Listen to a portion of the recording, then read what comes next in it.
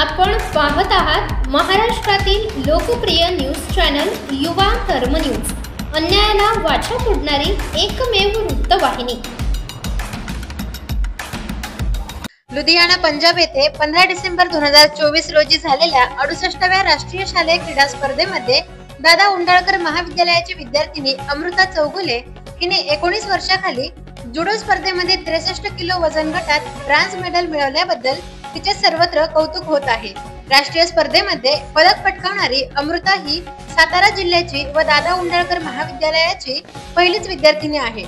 सदर यशाबद्दल सातारचे माजी खासदार श्रीनिवास पाटील, खासदार छत्रपती उदयनराजे भोसले, महाराष्ट्र राज्याचे मंत्री शिवेंद्रराजे भोसले, मकरंद पाटील तसेच ज्येष्ठ नेते जयसिंगराव पाटील, रयत साखरचे उदयसिंह पाटील, ग्रामीण शिक्षण संस्थेचे अध्यक्ष आनंदराव पाटील व विजयसिंह पाटील यांनी अभिनंदन केले व पुढील वाटचालीस शुभेच्छा दिल्या।